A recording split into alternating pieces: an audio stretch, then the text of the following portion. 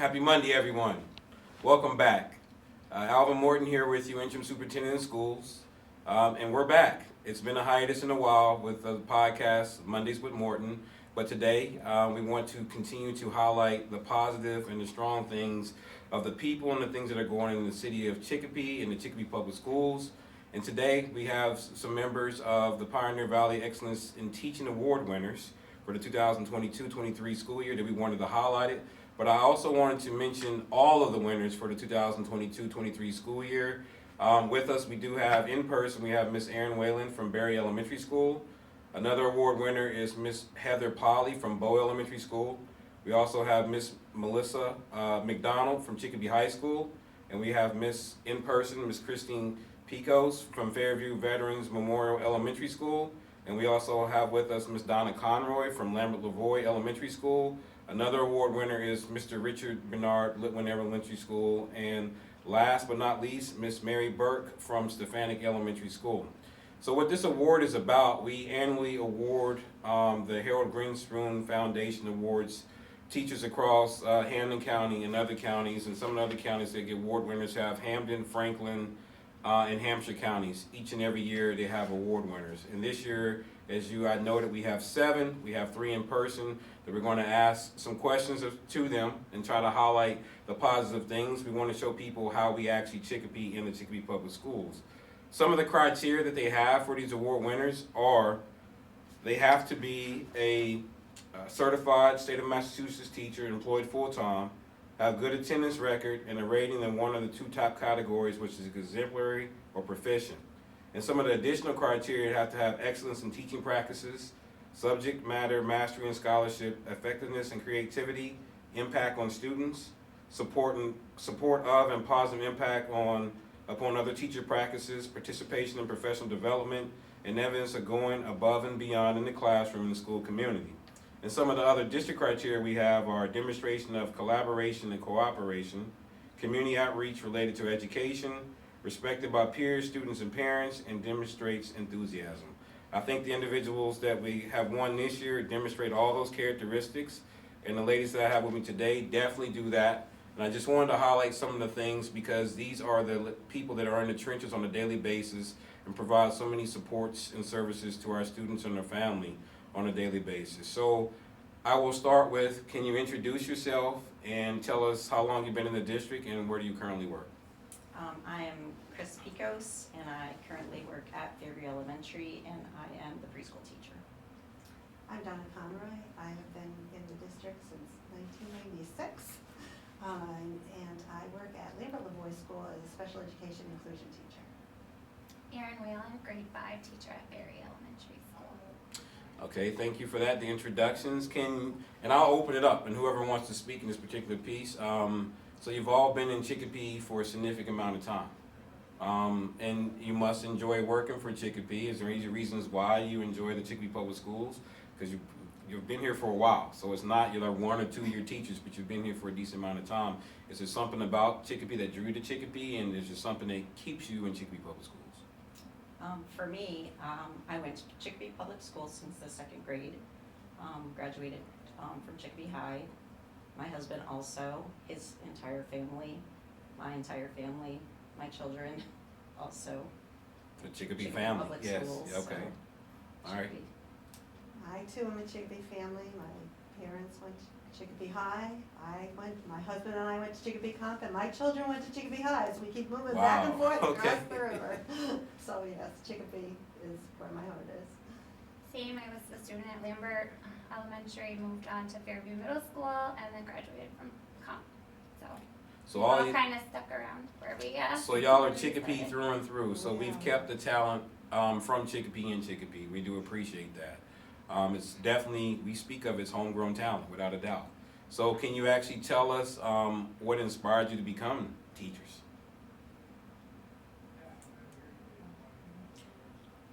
I know even when I was younger, school came very easily to me.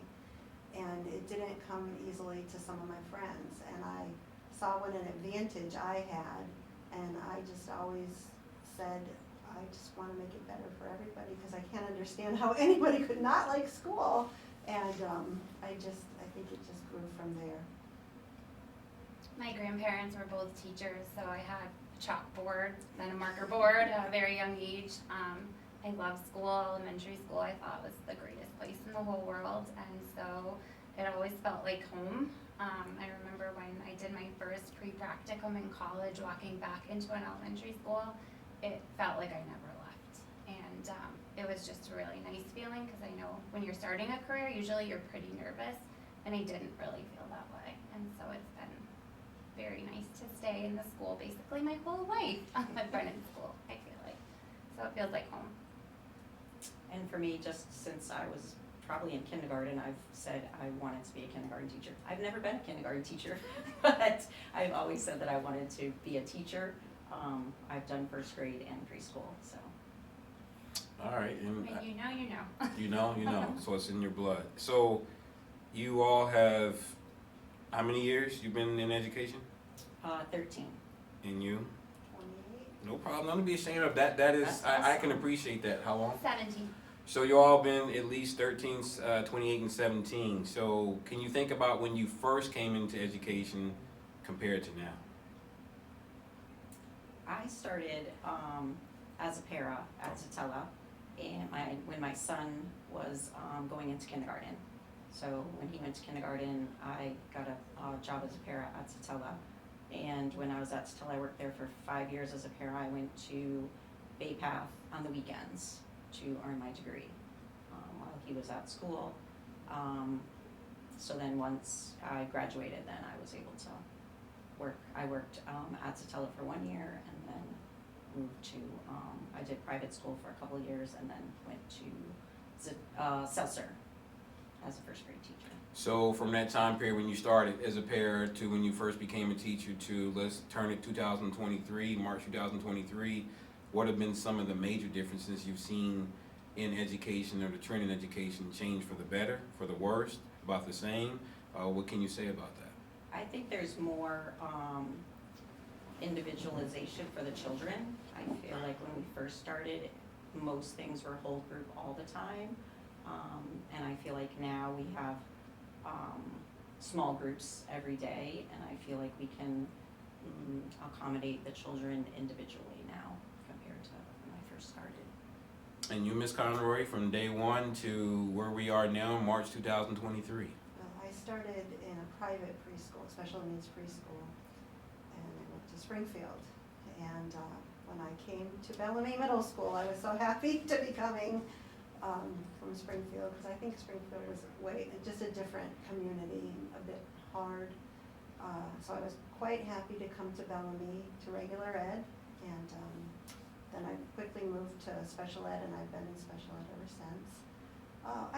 I've seen the pendulum swing. You know, we had phonics, no phonics, whole language, back to phonics, and I think what I've learned from all that is it's bits and pieces of everything really make the whole child better. So, and I'm lucky that I can take those bits and pieces that each child needs and provide them with that support. So from, just to follow up on something you said that perked my ears, so you did teach on the regular ed side. So has that helped you as being a special education teacher, seeing what is on the other side? I mean, because they're all our kids, so Yes. I don't want anybody to think we have silos of, these are the regular ed kids, these are special ed kids. These are all our kids, but I think sometimes people, you know, you may see it from a different lens depending on what hat you're wearing, in particular in the classroom. Yes, especially being inclusion. I'm in someone else's room all throughout my day, and you really have to develop those skills and recognize that every teacher has their own way of doing things, and ultimately it's their class, but we're sharing those students, and I really work with wonderful teachers, and it's such a, we have flow of students in the classes, and it's not only my group, it's whoever needs support at whatever given time, so I'm lucky with that.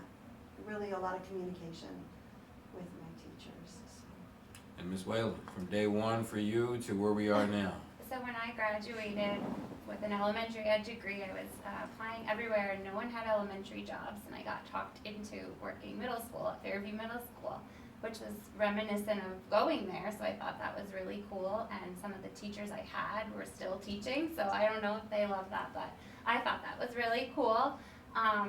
And every year I was like, okay, one more year I'm gonna go to elementary school because that's, you know, what I had set out to do, and 7 years later, I finally left the middle school to go to the world that I had always wanted to be in, which was elementary school, and so for the last 9-10 years I've been at Berry School teaching 5th grade. And so 2 questions I'll ask you. One, did that middle school experience help you with elementary to help understand what needs to prepare them to go to middle school? And then what has education, you know, gone from being better, what's the trend, worse, to bad, or whatever it may be, or has it gone, the pendulum swung back and forth? I mean, where do you currently see it from day one you walked in with middle schoolers to now with elementary school? So I would definitely say the 7 years at the middle school prepared me for anything, and I can handle most things as a 5th grade teacher. Teaching 5th is wonderful because I know exactly where they need to be when they get to middle school, and so I feel like I have a good, solid understanding of what I have to get accomplished each year in order to prepare them to be successful when they get to 6th grade. And I would agree that everything seems to ebb and flow throughout education. What works one year might not the next, and then you're on to something new, but being flexible has always kind of been the biggest thing in being successful, because if you're too stuck in your ways, it's not going to work out very well. I think COVID was probably the hardest thing to handle as a teacher. I did not love the days of Zoom teaching. Controlling kids at their houses was a challenge for sure, but overall, I think it kind of all goes back and forth to, as long as you're doing what needs to get done, the kids fall in place and the job does get done. So you kind of led me into my next question. So it was COVID and remote learning. Your thoughts about, well, let's say the remote learning piece and how students return back to school. What do we need to work on? And we said we had some form of education. You know, that's debatable how much of the education was going through remote learning, but I think something was better than nothing. It helped some kids, but the kids that were already at risk, I think it drove a bigger wedge. But what are some of the things you all are seeing? Because we're, you know, year 2, pretty much returning back from remote learning. So what are you seeing as some of the behaviors, some of the educational gaps? So what are some of the things you're seeing from students returning back from remote learning? I think definitely social skills. They were not around other children, they were not around other people. I think that has been taking a while. So are you saying that social media makes our kids more unsocial? I do. Okay. I just want to make sure I'm hearing that. Yes. I do. I think they weren't able to go to the park to play with kids. They weren't able to go to dance classes to play with kids. So for them to get back into a classroom, to be at a table with children now is a little harder for some of them to do. They don't, we have to teach them, you know, using their words for what they want or what they need. It's been a lot for a lot of them. So especially because you teach pre-K, right? Yeah. So pre-K kids weren't even in school. Mm-mm. So these kids is their first introduction to school, and then I'm just thinking how much more of an impact, because let's think about it, the way education is trended, really pre-K is really kindergarten, the way we've moved things down. Kindergarten's really first and so forth, moving up to some of the things that you're like, wow, we didn't learn this when we were kids to like 3rd or 4th grade or 2nd grade, but everything's, you know, more advanced, moving fast tech. What have you noticed definitely with the preschoolers at that age that they were not even in school, and then even the preschoolers that even move forward that probably are kindergartners or 1st graders now, how did the remote really affect those particular kids? So what are you seeing specifically as the new preschoolers come in? Do you seeing more type of, you know, social issues, developmental issues? What type of things are you seeing on a more regular basis? So this is my first year back in preschool. Yeah. I was a 1st grade teacher for 7 years, so now I'm going back to the littles. I love them. It's amazing. I'm so excited that Chicopee started to do this in all their schools, to have the feeder programs. I think it's going to be so beneficial for them to come in, that now all of mine know all the specials teachers. They know the expected and unexpected behaviors. That's our big thing in our school right now. They are know how to get their lunches. We're making them super independent for them to be able to move on into kindergarten. I think the ones I have now, they've been at home their whole lives. They missed out on a lot of things. I think they're doing amazing. We have a group of 16. We work on social skills still every single day. And do you think, as you just announced, because Chicopee is the first year that we went universal, well, we've had pre-K before, but we expanded it to Belcher, Fairview, and we'll be opening up another pre-K program classroom at Bowie Elementary next year. We're looking to expand as we go forward. Do you think being in that school and being part of the school, instead of now your pre-K all the way to 5, it gives you the benefit of actually learning the routines and getting totally acclimated to a school and to a culture and to a climate? Absolutely, absolutely. I love, the 5th graders love seeing the preschoolers walk by. The preschoolers love seeing the big kids walk by. It's amazing that they have their siblings there. They, like I said earlier, they get to know all of our specials teachers. Our students attend specials classes just like the rest of our students do. They get their, go to the lunch, the cafeteria like the rest of our students do. They all know the principals and the vice principals. They have picked up on it amazingly. I think it's we use the same language that the kindergarten teachers use for writing and their phonics. So they're getting the language earlier in pre-K, so I feel like they're gonna and the social skills, I think going into kindergarten is going to be amazing for the ones that are there for sure.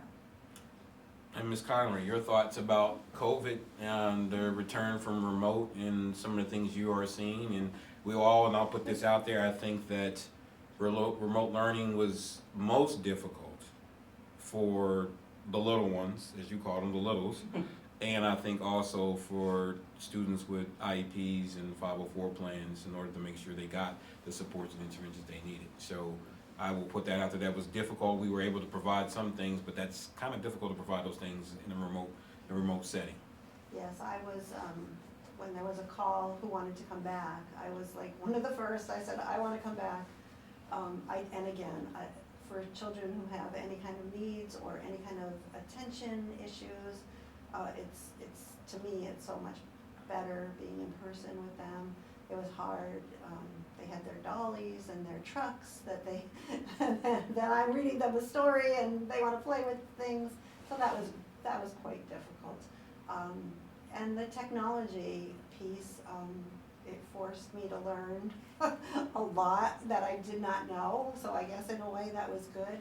But also, I guess coming back into the class, they are their skills with the technology is so apparent, and you have them get on a program like Seesaw or something like that to do an activity during the day, and they just are on. Whereas before we would have to help everybody log in and things like that, and now it's just helping a few in the beginning, and because they already have those skills, they're just so savvy in that way. But it was quite difficult, and as they come back, again, we are doing a lot, especially in the beginning of the year, we were doing a lot of modeling, a lot of explicit teaching of how to interact with your friends, what is appropriate with your peers, what is inappropriate,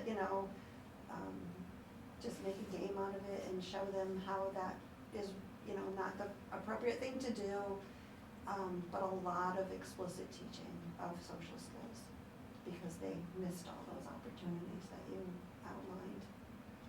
And Ms. Whalen, your thoughts? My biggest goal during pandemic learning was to try and make our school day as close to what it would be in the classroom as possible. So for 5th grade, that meant when they would come for supply pickups, having notebooks, because I wanted to make sure they didn't stop writing. Typing is great, and if we're talking silver linings, I would definitely say the technology skills were a silver lining. But for our grade level, I saw huge deficits in handwriting when we came back, and the ability to print neatly and legibly because they had been typing for so long. So just trying to make sure our school day followed a really similar routine to what it would if we were in the building. It seemed to really help. I knew they would be leaving us and going to middle school, and so You know, when it was time for math, we did whole group math, and they held up their whiteboards on our Zoom screen, and it was a little chaotic, but really keeping routines solid during that time was incredibly important to me, and I think they did a really nice job, all things considered. Coming back, social skills have definitely taken a little dive. We're getting there. Let's put it Yeah. nicely, a dive. We're Yes, getting there. yes. And I think for no matter what grade you were in when the lockdown happened, so if you were a first grader, you lost crucial reading skills. If you were a fourth grader, you lost math skills.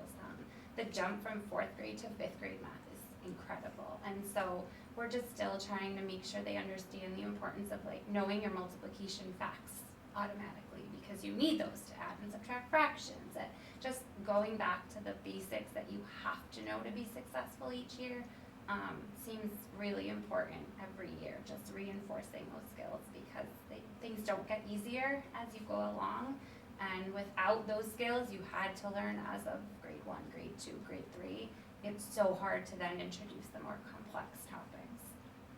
And I guess from a district level, probably the positive of remote learning is we went one-to-one as a district with technology-wise. So that was a positive, because we were not a one-to-one district before remote learning. So that is a positive. We continue to do that with Chromebooks and have iPads in the lower grades. So, and I think kids are definitely becoming more savvy, because they're more savvy than most adults with technology to begin with. It's like kids come out the womb swiping and everything else and moving things around. And if you want something to figure out your new iPhone or whatever, give it to a kid and they'll tell you how it works. So, so I'll put this out there. So what are some of the things you think we can do in order to close that learning gap, or to what type of supports and interventions would you like to see in the district with the things you're talking about, social skills and some of the learning gaps?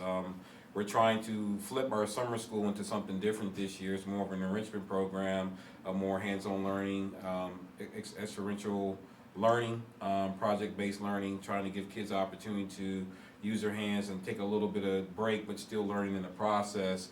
We're trying different things, and we rolled out Trails to Wellness this year, which was a social emotional curriculum, which I will go back to because that was on top of the CKLA curriculum too, which I know that's a heavy lift. That was a lot, but we only did 2 things for the Trails to Wellness, which was self-management and self-awareness.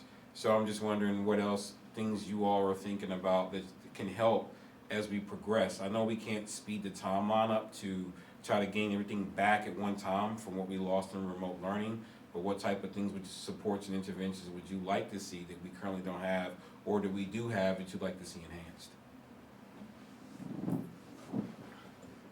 Well, probably the program, specifically Trails to Wellness, that will help, because as people have it in the grade before and then the next grade, and as it goes on, we'll be using the same language, and we're using it like district-wide. So a lot of our kids do, travel from school to school. Correct.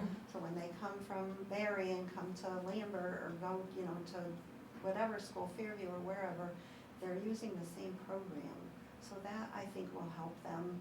And also, I think just the fact that we're actually back at school and we are giving them that explicit instruction, be it, individually modeling or the Trails to Wellness, or, whatever programs. Again, what would I like? I'd like a math intervention for elementary, not computer. My kids are too savvy. They know how to skip the instruction part and go right to the, maybe but we're always looking for, something like that. And actually, as you said, like the hands-on, more experiential type thing, specifically with my children, they really need to have their hands on and, count coins or move a clock or whatever the skill may be. So that's what I'd like to see. And I think that, and not to steal it, so go down the road with the Amplify CKLA, but I think special ed, I think CTE, and even ELL have kind of been in the forefront, or been, ahead of the game, because you have the Children's English Immersion, where you try to make people really truly understand the concept with the maps, the charts, the graphs, the graphs or something like that, pictures or whatever it may be. Well, in CTE you have the knowledge block or you understand it, then you go out and do the skills. So whatever you learn, you actually then go hands on, and it shows you that, and obviously from that perspective, and special ed had it where you're reteaching, showing people over and over, or more, and so you're modeling for it. All these things work for all kids, and I think what you're saying too. So that's a benefit. If we can inject a lot more of that project-based or experiential learning, hands-on learning would be great, especially in the lower grades, which we're trying to do. And I think one of the things that has been doing that is the STEAM labs. Those are huge, and they're growing within, and I think kids get that, and they love that, and they get to see an end product. Because I remember when I used to work in DYS, kids used to always say, what do I need this, slope-intercept, formula for? What am I going to do with this algebra? Why am I doing this, mister? What is the end result? I think when you have projects like that, the kids see the immediate result. Unfortunately, we have this sometimes fast food mentality. We want to make sure what's the end goal. We want to see the end goal. It all builds upon things. So I think those we can try to get down into the lower grades, because we are expanding as we get up in the upper grades, going with more cosmetology, career pathways at Chicopee High School. We got the criminal justice program, the education path. We have the nursing path over at Comp. We have all the carpentry, the automotive, and different things like that. So we're trying to make kids have options, and we're trying to make sure they understand the options that they have. And regardless whether you go to college or not go to college, that is a choice, an individual choice, regardless how much money and things you make. You always need somebody for your HVAC, your carpentry, to build a house. So it doesn't matter. That's a skill set that is, I would call, one of those things that are economy proof. I always tell kids, you're going to get a job, get an economy proof job. Something that works from that perspective, and people just look at you sometimes. But as you get older, you kind of understand that you're always going to need teachers, you're always going to need people. How do you think these people, whoever they are, leaders in the world, got to the word? They had somebody that taught them at some point in time. I mean, I know I digress, went off on a tangent, but any other thoughts about any type of interventions or supports that we can put in place in order to help with the gaps and things that transpire during remote learning that you're thinking about? I don't think there's any tangibles necessarily. We have our brand new reading curriculum. We have our Trails to Wellness. Just the importance of paraprofessionals and support, all hands on deck. The paraprofessionals in our building are amazing, and it's the team mentality is so important. And I think we can achieve what we need to get them caught up as long as we have all the people in place. That seems to be one of the things that helps the most. And I agree, the more hands you have in the pile, the more likelihood there's going to be success with the students. Any thoughts of any supports, interventions, or anything that we do have, we can enhance, or currently you think we can actually bring on board or even start at an earlier level? I know that we're adopting a new preschool curriculum, so that's going to Correct. be fantastic. It's going to be across the board, which is going to be amazing. So I'm looking forward to starting that. But I think we're doing well. Okay, and I will segue to the next part of the curriculum. What are your thoughts about the CKLA ELA curriculum? I know it's new. I know it's something different. It's kind of, you got the knowledge block, you got the skills block, and we call the win block. So what I need block. So I know it's early. It's still in its infant stages in our first year of it and rolling it out. And obviously you're still trying to figure some things out and how it works for particular kids and seeing the things. What are your initial and early thoughts? I know that it may, I'm analogizing when we went from iPads to school brains. Everybody's like, oh, I don't know if I like this. Because we were used to the old way and old things. And sometimes people are resistant to change, but also you got to understand how it benefits. So I'm not saying it's going to be the same thing, but you are the ones that are doing it on a daily basis. You are the ones that are providing to students. What are your initial thoughts and some of the things we might be able to, better or enhance or do whatever? It's like you're waiting for something. Yes. I love to travel, and I love history. So when they started the knowledge block, I was just so excited because there were so many topics and so many things that I'm personally interested in. And I was like, oh, I finally get to talk with them about this. Or,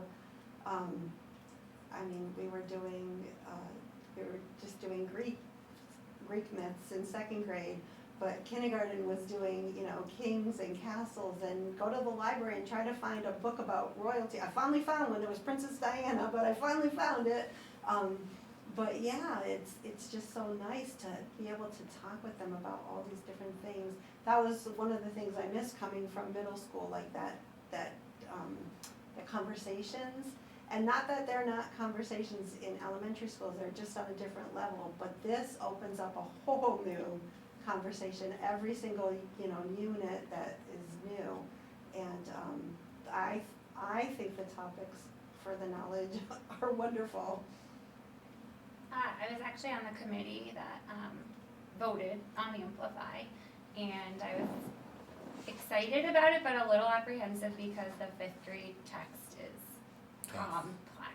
And it's kind of like, so wait, we're saying our kids are struggling with reading, and I'm handing them this Roman literature, and where is this all gonna line up? But I think it takes a little more whole group right now. I have to do a little bit more of the reading because the vocabulary and even just pronouncing some of the names, it's really difficult. But I think once they've had it in kindergarten and first grade and second grade, we're gonna see great growth. I do. I think this year has been a little challenging just because it is so complex for kids that are reading below grade level. We're handing them a really hard text. But I have faith that it's all gonna work out for the better, and obviously doing the same thing over and over and not seeing the result you want is not the best thing for students. So we have to be willing to try new things, and we're doing that, and learning a lot along the way, because it is a challenge for sure. Any thoughts about the skills block or the win block? Anything you see about those things that you like or like to see done differently? I mean, we're in the first year of rolling out the curriculum, so obviously there's going to be some tinkering and some things, and usually you don't put a scope or sequence in until not even the first year, but the second year. Look at the scope and sequence and try to see where you are. But any thoughts about those other two blocks, skills and win? I know as an interventionist, I'm not implementing them all, but I know as the classroom teacher, that win block is good, because if they're, especially this first year, because when they find they need more time for something or another, they can go to that win block and utilize that time there. So I think that was so smart to put it in, because there is so much there, and some things are harder than others, and you just need a little bit more time. So that win block is really helpful in that way. Yeah, I agree. I mean, more time is obviously better than less time, and that's the time where the interventionists get to come in and see the children that they need to see, while our, children that aren't with the interventionist might be getting read naturally with a para, or so everyone truly is getting what they need during that time, which seems to fit the intention of that block really well. And it just seems like you can differentiate a little bit better. It was a little hard to get used to not having an interventionist at all during Amplify, during the CKLA block. And like, how am I filling this 90-minute, but I think at this point we're all well into it, and it's working out really well. And then you had brought something up, we were talking about curriculum, and you seemed excited about the preschool getting the curriculum next year. What brings your excitement? Why are you excited about that? What do you think that's going to be? How is that going to be beneficial to the preschool throughout the city? Well, I think our main goal is to get them ready for kindergarten. And I feel like if everyone on the district, all the preschools in the district are on the same page, we're gonna have a lot more children ready and prepared for kindergarten, socially, emotionally, academically. They're gonna be very well-rounded and ready to start kindergarten. Like you said, kindergarten is now, like first grade preschool is now the new kindergarten. So it's very different than it used to be, when people say, oh, you play all day in preschool. Come on in, I'll show you our day. It's fun, we have an amazing time in there, but we do learn a lot in there. So let me switch back to something. You all are homegrown, and I do mean truly homegrown, Chicopee through and through, which is a thing to be proudful of the city of Chicopee and Chicopee Public Schools. You're products of Chicopee Public Schools, and you're coming back in order to make sure you cultivate the next many sets of students that come through the Chicopee Public Schools that have an impact on their lives. My question is, what can we do as a district to recruit and retain the talent that we have in Chicopee Public Schools, or even to bring outside talent? What can we do to have people that want to come here? And then once you get here, how do we keep them here? Because you all are products of the school system itself. You went to college, came back and said, you know what, I want to give back what I learned, what I got through the system. How do we try to instill that pride in kids that are currently in school now, or people that work in other districts, like, I don't really like another district, but I'm here because I know it. What can we do to draw them to come here too? So I guess it's a twofold question. One, the in-house kids, how do we get them to come back that want to be teachers, or instill them, or try to motivate them or excite them to become teachers, and then come back and give back to the community that they were cultivated in, and how do we attract other talent from other towns and cities to come over to Chicopee Public Schools? I know that whenever we have an opening at our school, I reach out to anybody that I know and rave about my school. Like our administration, Mrs. Pete, Mrs. Sullivan, amazing. I'm like, I cannot say enough good things about how well run our school is with their support. And I think that is one of the main things that teachers look for when they're looking for a job in administration, that's going to be supportive and helpful when you're just newly starting out or just starting at a new school. I think that is a big thing. So that's what I do. Any job openings, I try to reach out to anybody that I know. So as a shout out to Principal Pete and Vice Principal Melissa Sullivan at Fairview Elementary School. So yes, you are getting a shout out. Ms. Conroy, your thoughts on recruitment, retention? Well, you pointed out all the vocational and the career path, and I think it's also important for people who are getting ready to go to college. I know that there's a lot more information than when I went to college, but things like having high school students do internships. I mean, I left comp early, and I had my credits, so I left early in the day, and I went to a classroom, and I just spent the rest of the afternoon in the classroom, and for me that was so amazing and such a good opportunity. And I just think that whether it be teaching or if somebody wants to go into law enforcement or firefighting or whatever, if they can go to a school right in their neighborhood or or a program, any kind of internship type program, I am a true believer in that. I know we have little things all over the city that foster those kind of things, and I just think that those programs are great, because some people don't really know, or some people know right away what they want to do, and if you can get into those classrooms or wherever you want to be, and maybe you find out it is or it isn't for you, but maybe if you do it in Chicopee, maybe you'll stay in Chicopee.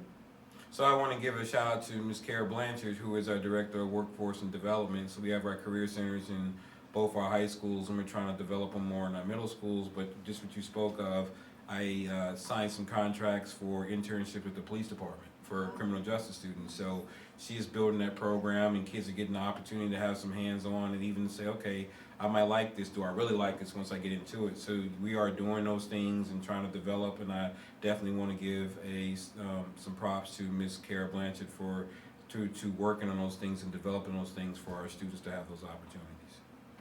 I think word of mouth is huge, making sure that when there are openings, you're talking them up. Also, anytime you hire paras who are going to school to become teachers, they usually seem to be like some of the best hires, and they end up staying a really long time. So the same thing, getting people interested. I don't know, maybe more outreach at colleges. I'm not really sure how that works at this level, but I would assume anyone who's in college for this is just waiting to get in the door of places. So I think all of those things would help get more people in the door. So I'm kind of going to ask, this is not really a political question, but it can sound like a political question. Is there anything that DESE, the Department of Elementary and Education, can do differently in order to help more people that want to become teachers, or make it more accessible, or not say an easier path, because you all are going to work towards what you really want to get to, but do you find the process somewhat cumbersome to even get licensure to become a teacher over the process? I know now we have these emergency licenses out there, but that's going to eventually go away. That was in order to help with the, it's been a shortage of educational professionals throughout the country. It's not just a Chicopee problem, a Springfield problem, or a Hoyle problem. This is nationwide. Do you see there's any things that the department can do in order to, increase people that want to come into the field, or make it less cumbersome in order for them to get into the field or become licensed? Any thoughts on that particular piece? Because it's probably been a while since you ever had to even deal with that organization, but yet and still, do you think any people you've talked to or seen, you talk about kids coming right out of college, I think a lot of programs build that into where you get your licensure when you graduate and come out, so they're trying to make it easier, but I don't know how we stimulate and cultivate more people that want to come into the educational profession. I think that DESE is, I think that they can, obviously it could be bigger, but by offering those free courses and, online courses, and you get to network with people all over the state. I know that there are limited slots, and if you want it, you have to be on the computer on March 1st at, 3 o'clock in the afternoon. But at least they are providing some of those things, and hopefully they expand those, because those are really, especially for somebody who's just getting out of college, maybe they just, they have to get their master's, and now they're in their new cycle, they have to take so many credit, they have to have so many PDPs, and credits would be a good way to get it. So that's, they are offering some of those things. Chicopee offers, through Westfield State, we have a great relationship with Baypath. We have relationship with, a lot of the area colleges, with Elms. Yes. So that's wonderful too. I just think by providing those opportunities, because when you have a long day at school and you go home at the end of the day, you want to have something that's accessible, and when Chicopee says, hey, there's a course here, it's like, oh, they did some of the legwork for me, they found some things, and that really helps, especially if you're young and starting a new career. I think that those supports right from your district mean a lot. And I think not even the young, but the seasoned teachers, the more professional development, more classes we can offer, it gives you more tools in your tool belt. It gives you the opportunity to become more creative and innovative within your classroom, within the confines of the parameters of the curriculum and things we're using, because every kid is different. So you have to find a way in order to get to that particular individual kid.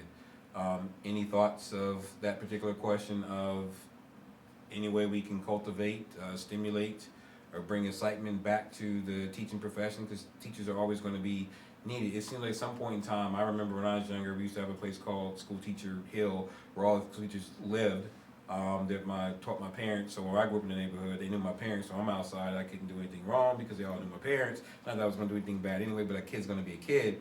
But teachers were highly respected in the community and the neighborhood. It seems some of that has gone a different way. I don't know why. I don't know why, if anybody is saying people are looking down on the profession, which I don't think that is the case. It just depends on who that narrative is. I just don't know how we cultivate, stimulate, and bring more excitement back to this profession, because you are impacting young people's lives. And I said this in the convocation, that teachers are powerful beings. You have the power to create or destroy. So you can create, and stimulate a kid to be a lifelong learner, or depending if they have a bad, interaction with a teacher, it can shut a kid down.